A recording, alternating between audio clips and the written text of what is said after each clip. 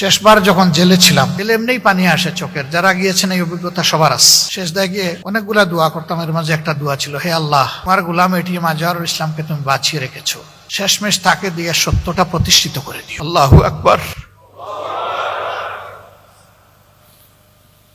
আল্লাহ তাআলা এই সত্যই প্রতিষ্ঠিত করে দিয়েছেন। আপনারা জেনেছেন ইতিমধ্যেই, আজকে বাংলাদেশের সর্বোচ্চ আদালতের সুপ্রিম কোর্টের পূর্ণাঙ্গ বেঞ্চ আমাদের রিভিউ আবেদন শুনানির পর তার রায় আজকে ঘোষণা করেছেন। এই রায়ে আমাদের সম্মানিত মজলুম নেতা এবং ভাই জনাব আজহারুল ইসলামের বিরুদ্ধে আনীত সকল অভিযোগ থেকে তাকে খালাস দেওয়া হয়েছে।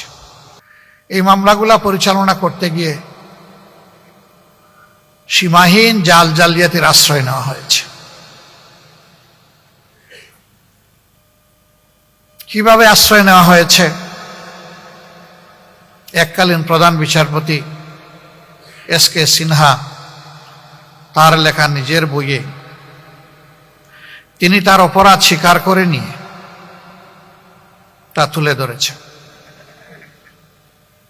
কিভাবে বিচার নয়, পরিকল্পনা মাফিক ঠান্ডা মাথায় এই নেতৃবৃন্দকে খুন করতে হবে তার ছক বিচার বিভাগ এবং সরকার মিলে তৈরি করেছিলেন। এর পাশাপাশি এমন পরিবেশ বাংলাদেশে সৃষ্টি করা হয়েছিল যে এই পরিবেশে অন্যায়ের বিরুদ্ধে প্রতিবাদ করার সামান্য কোনো সুযোগ রাখা হয়নি।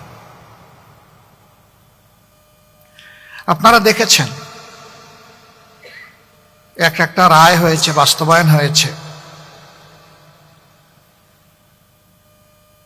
যাকে খুন করা হয়েছে বিচারিক আদালতের মাধ্যমে, তিনি তো আল্লাহর দরবারে চলে গেলেন,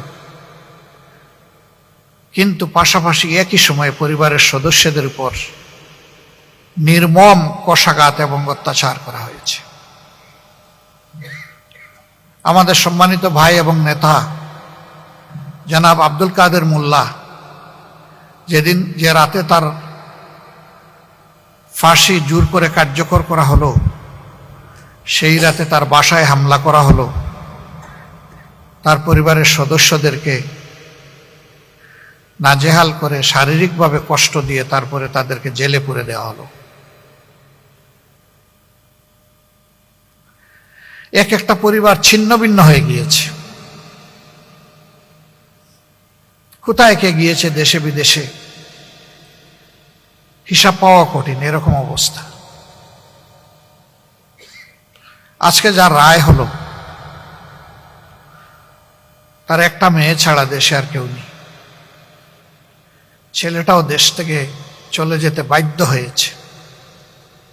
মাঝখানে একবার হিম্মত করে এসেছিল, ভয়ঙ্কর ছাপ তার উপর তৈরি হওয়ার কারণে আমরাই বলেছি, বাবা তুই চলে যা। স্কাইপ কেলেঙ্কারির ঘটনা গোটা বিশ্বে নিন্দিত হয়েছে, তিরস্কৃত হয়েছে। গোটা বিচার প্রক্রিয়ার সময় দুইটা টর্চার সেল গড়ে তোলা হয়েছিল। একটার নাম দেওয়া ছিল সেফ হোম, আর একটার নাম দেওয়া হয়েছিল সেফ হাউস। সেফ হোমে ভিকটিম নেতৃবৃন্দকে নিয়ে নাজেহাল করা হতো। সেখানে জিজ্ঞাসাবাদের উচ্চ আদালতের ডিরেকশনও ফলো করা হয়নি, লঙ্ঘন করা হয়েছে। নির্গুম রেখে ঘন্টার পর ঘন্টা, দিনের পর দিন তাদের উপর অত্যাচার চালানো হয়েছে। আমরা তখন নীরবে সহ্য করেছি, সঙ্গত অবস্থান থেকে প্রতিবাদ জানানোর চেষ্টা করেছি। চোখের পানি দিয়ে আল্লাহ তাআলাকে বলেছি, হে আল্লাহ, ইন্নাকা আলা কুল্লি শাইইন কাদির, তুমি সকল কিছুর উপর ক্ষমতাবান, হে মাবুদ, তোমার ক্ষমতার আশ্রয় আমরা নিচ্ছি। সম্মানিত ভাইয়েরা, সেফ হোমে নির্যাতনের পাশাপাশি মিথ্যা সাক্ষী দেওয়ার জন্য লোকদেরকে ধরে এনে সেফ হাউসে রাখা হতো, যাত্রাবাড়ির একটা ঠিকানায়। এই সব কিছু তখনকার মিডিয়ায় উঠে এসেছে। সারা বিশ্বের মানবাধিকার সংগঠন, বিবেকবান রাষ্ট্রনায়ক, মানুষের পক্ষ থেকে এই বিচার প্রক্রিয়ার নিন্দা জ্ঞাপন করা হয়েছে।